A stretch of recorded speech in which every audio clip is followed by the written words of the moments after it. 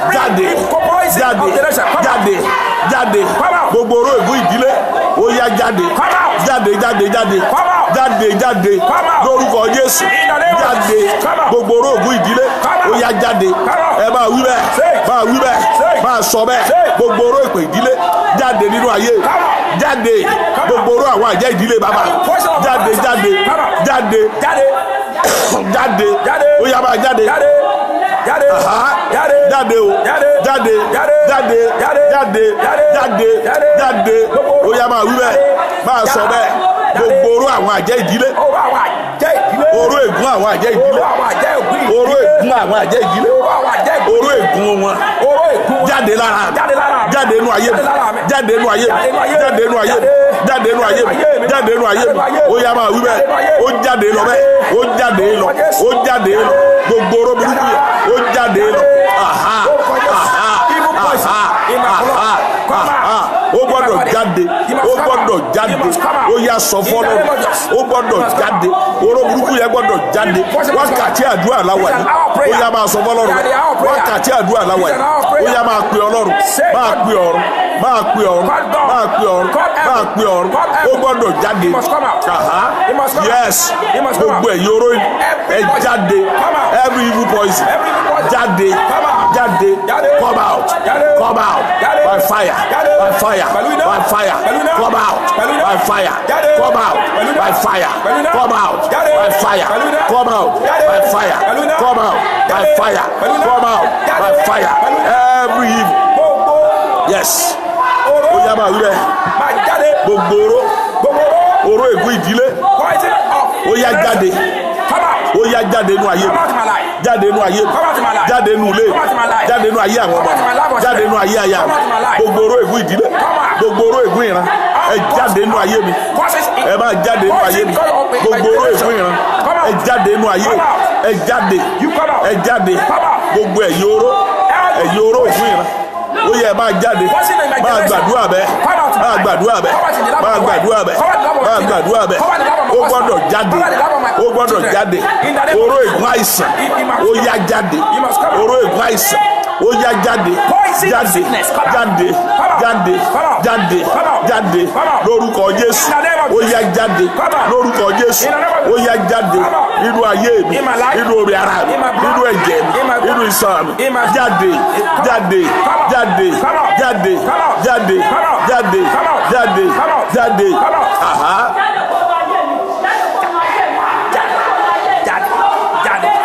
bẹ́ẹ̀ni ó gbọ́dọ̀ jáde gbogbo orú àìsàn ó yá orú ọfà àìsàn jáde jáde lára mi jáde nínú ayé mi jáde nínú agbèlú jáde nínú ìṣàn Jésù Olúwa wa Ọlọ́run ayérayé mo sọ tẹ́lẹ̀ sí gbogbo ẹ̀yin ọmọ Ọlọ́run Prophesy to all the children of God. gbogbo oró tó bẹnu àgọ́ ara rẹ̀ Every poison in your blood, in your body, Olólùwà sì gbé e ga gidigidi God have exalted him highly. ó sì fi orúkọ kan fún tó borí gbogbo orúkọ Give him a name above all names. ìgbé ní orúkọ Jésù Kristi ti Násárẹ́tì Of Nazareth. gbogbo kó máa wólẹ̀ láyé àti lọ́run Every name shall bow both in earth and mo in pe heaven. orúkọ náà sínú ayé ẹ lónìí I call the name in your life. gbogbo oró burúkú nínú àgọ́ ara nínú ayé rẹ̀ Poison, bad poison in your life. lórúkọ Jésù ó bá iná jáde Amen. Amen. Lórúkọ Jésù. mo ní gbogbo oró burúkú yẹn ó bá iná jáde ó bá iná jáde ó bá iná jáde ó bá iná jáde ó yá máa jáde jáde jáde lórúkọ Jésù ó yá máa jáde lórúkọ Jésù ẹ máa jáde lórúkọ Jésù ẹ máa jáde lórúkọ Jésù ẹ máa jáde lórúkọ Jésù ẹ máa jáde lórúkọ Jésù ẹ máa jáde ẹ jáde ẹ jáde ẹ jáde lórúkọ Jésù ẹ jáde lórúkọ Jésù ẹ jáde lórúkọ Jésù ẹ jáde lórúkọ Jésù ẹ jáde gbogbo oró ègún ẹ jáde nínú omi ara ẹ máa jáde ẹ máa jáde ẹ máa wọ́ jáde ẹ máa lànà ẹ máa lànà ẹ máa jáde ẹ máa jáde gbogbo oró ègún ẹ máa jáde nínú omi ara nínú ẹ̀jẹ̀ ẹ máa jáde ẹ máa jáde ẹ máa jáde ẹ máa jáde ẹ máa jáde ẹ máa jáde ẹ máa jáde ẹ máa jáde ẹ máa jáde ẹ máa jáde ẹ máa jáde ẹ máa jáde ẹ máa jáde àṣẹ gorí ẹ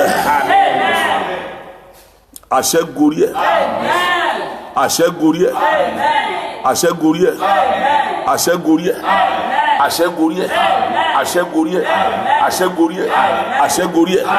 Jésù Olúwa wa. Wá gbàdúrà kan tó kù. Pray the last prayer point. Àdúrà kan tó kù ni. This last prayer point. Bẹ́ẹ̀ni, wàá máa sọ fọ́lọ́run. Gbogbo ìsàn, every flow tó sàn láti inú ìran bàbá mi wọnú ayé mi. Flow from my father generation to my life. Ẹ gbẹ dànù lónìí. Dry up today. Ẹ máa gbẹ. Dry. Àdúrà kan tá a fi parí nìyẹn. That's the last prayer we're going to round it up. Ó yẹ gbẹ. Dry. Gbogbo ẹ̀yin ìsàn òkùnkùn. Every evil flow. Ẹ máa gbẹ lára mi. Dry up in my body. Ẹ máa gbẹ nú ayé mi. Dry up in my life. Gbogbo ẹ̀yin ìsàn. Every evil flow. Ẹ máa gbẹ. Dry up. Gbogbo ẹ̀yin ìsàn. All you flows. Ẹ máa gbẹ. Dry. Gbogbo ẹ̀yin ìsàn òkùnkùn. All you evil flows. Ẹ máa gbẹ. Dry. Ẹ máa gbẹ. Dry. Ó yá máa wí bẹ́ẹ̀. Say it. Wípé gbogbo ìsàn òkùnkùn. You all you. Ẹ gbẹ ó yá. Orúkọ Jésù, orúkọ Jésù, ní orúkọ Jésù, iná ẹ̀mí mímọ́, gbogbo ẹ̀yin ìṣòkùnkùn nínú bàbá mi, inú ayé mi, máa gbẹ, máa gbẹ, máa gbẹ, máa gbẹ, máa gbẹ, Ẹ máa gbẹ. Ẹ máa gbẹ. Ẹ máa gbẹ. Ẹ máa gbẹ. Ẹ máa gbẹ. Ẹ máa gbẹ. Ẹ máa gbẹ. Ẹ máa gbẹ. látara Ẹ máa yá mi gbẹ. sínú ayé mi. Ẹ máa gbẹ. Ẹ máa gbẹ. Lórúkọ Jésù. Ẹ máa gbẹ. Ẹ máa gbẹ. Máa gbẹ. Ẹ máa gbẹ. Gbogbo ìsàn burúkú. Ẹ máa gbẹ. Máa gbẹ. Ẹ máa gbẹ. Lórúkọ Jésù. Ẹ máa gbẹ. Máa gbẹ. Ẹ máa gbẹ. Lórúkọ Jésù. Ẹ máa gbẹ. Máa gbẹ. Ó yá. Máa gbẹ. Ó yá máa sọ̀rọ̀. Máa gbẹ. Ìsàn yẹn gbọ́dọ̀ Máa gbẹ. gbẹ. Gbogbo ìsàn Lórúkọ Jésù. ẹ gbẹ nínú Máa ayé. gbẹ. Máa gbẹ. Ẹ gbẹ nínú ayé. Máa gbẹ. Gbogbo ìsàn. Ẹ gbẹ nínú ayé. Omi ara mi, inú ẹ̀jẹ̀ mi. Gbogbo ẹ̀yin ìsàn Lórúkọ Jésù. ẹ gbẹ nínú ayé. Máa gbẹ. Ẹ gbẹ pátápátá. Ẹ gbẹ. Pátápátá máa gbẹ. Ẹ gbẹ pátápátá nínú ayé. Gbogbo ìsàn burúkú. Gbogbo ẹ̀yin ìsàn ibi, gbogbo ẹ̀yin ìsàn ìdààmú. Lórúkọ Jésù. Ẹ gbẹ nínú ayé mi. Ẹ máa gbẹ. Ní orúkọ ti Jésù. Lórúkọ Jésù. Gbogbo ìsàn Ẹ máa gbẹ. òkú. Ìsàn tó sàn wọnú ayé mi. Láti inú ìran bàbá mi. Láti inú bàbá mi. Ó yẹ máa gbẹ. Ẹ máa gbẹ. Máa gbẹ. Ẹ máa gbẹ. Ẹ máa gbẹ. Ẹ máa gbẹ. Ẹ máa gbẹ. Jésù Olúwa wa. Orúkọ Jésù. Orúkọ Jésù. Orúkọ Jésù.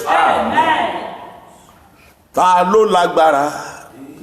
Jésù ló lágbára. Àtòkù. Ta ló lágbára o? Jésù ló lágbára. Ọba títí láé. Ta ló lágbára? Jésù ló lágbára. Àtòkù. Ta ló lágbára o? Jésù ló lágbára.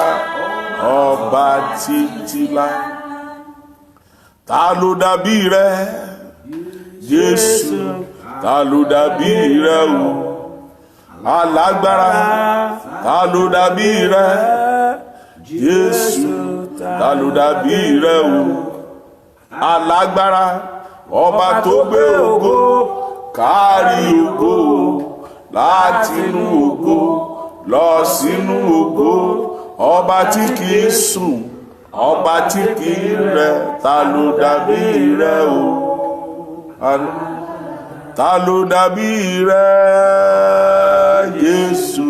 Ta ló dàbí rẹ o? Alágbára. Ta ló dàbí rẹ? Jésù. Ta ló dàbí rẹ o? Alágbára. Ọba tó gbé ògo kárí ògo, látinú ògo lọ sínú ògo. Ọba tí kìí sùn, ọba tí kìí rẹ̀. Ta ló dàbí rẹ o? Mo sọ̀rọ̀ pẹ̀lú àṣẹ Ọlọ́run.